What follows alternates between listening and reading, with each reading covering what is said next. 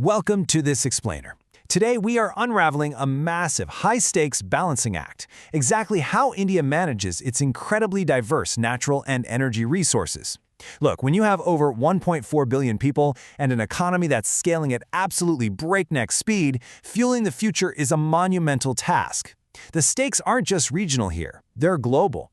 So if you want to understand how a rapidly developing nation attempts to power its entire trajectory without totally exhausting its environment, well, this is the blueprint. So let's just dive right into the core of this dual challenge. On one hand, you've got this undeniable, skyrocketing energy demand from a growing, modernizing population. I mean, people need reliable electricity for their homes, their industries, hospitals, the whole shebang. But on the other side, there is the absolute, non-negotiable necessity to safeguard the country's ecological integrity. It is an intense, ongoing tug-of-war. India faces this uniquely difficult puzzle. How do you industrialize, build all this modern infrastructure, and lift millions out of poverty without irreparably damaging the very earth that sustains them? It requires a highly calculated approach to every single resource they have. Section 1. Dominating the renewable push, the front line. To actually tackle this puzzle, the strategy kicks off at the modern front line, which is, of course, solar and wind. Now, these two are absolutely doing the heavy lifting for the renewable push, but they do it in distinct ways based on geography. Driven by the National Solar Mission, the solar strategy relies on advanced photovoltaic cells and thermal systems. They're taking full advantage of the specific terrain, utilizing these vast, arid lands in states like Rajasthan and Gujarat to build sprawling solar parks that just quietly soak up immense amounts of sunlight. Wind energy, on the flip side, converts powerful coastal and regional wind currents using towering turbines. You'll find these massive wind farms strategically concentrated in states like Tamil Nadu and, again, Gujarat, where the wind profiles are just consistently strong. Together, they really form the dynamic face of India's green transition. Section 2. Anchors of grid stability, the heavy lifters. Because look, as amazing as that front line is, the sun does eventually set, right? And the wind occasionally stops blowing. An energy grid relying solely on those two would be incredibly volatile. You need heavy anchors to provide baseline stability. Think of these resources kind of like the heavy keel of a large ship. They keep the entire vessel steady in rough waters. Hydro and nuclear power serve exactly this function. Hydroelectric dams like the massive Bakranungal and Terry projects operate at a mind-boggling scale.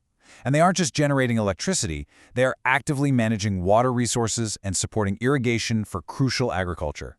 Alongside them, nuclear reactors at Tarapur, Kudankulam, and Kalpakkam provide that steady, reliable flow of low-carbon electricity that prevents blackouts and keeps a booming economy moving forward.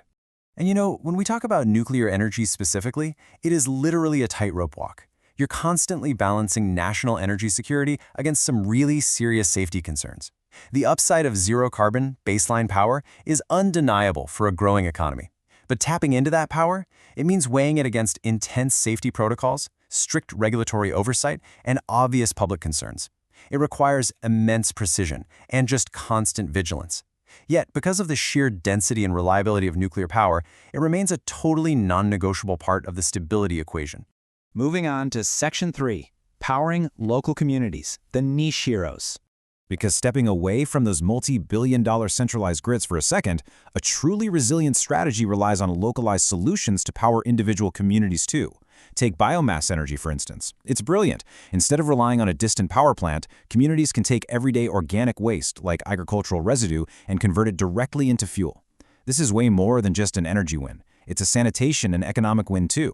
It turns a localized waste problem into an immediate energy solution, empowering rural areas with reliable electrification and directly reducing their everyday dependence on fossil fuels. And then there's this sleeping giant resting right beneath the surface, geothermal energy. We're talking about tapping directly into the Earth's continuous underground heat. Because of the specific geographic makeup of the Himalayan and volcanic regions, there's this deep reservoir of thermal power available. Now, while it remains largely an untapped, underutilized resource right now, geothermal represents a quiet, incredibly consistent source of future localized power. Unlike solar or wind, the heat of the Earth doesn't fluctuate with the weather, making it a highly reliable localized asset just waiting to be fully harnessed. Finally, Section 4. The living ecological shield, the foundation. It's super easy to get caught up in megawatts and electricity grids, but we have to talk about the absolute foundation of everything else, the soil. Soil is the ultimate preventative measure and the fundamental agricultural base of the entire nation, but sustaining it requires highly active steps to lock in fertility and nutrients. Conservation practices like crop rotation and organic farming are absolutely essential here.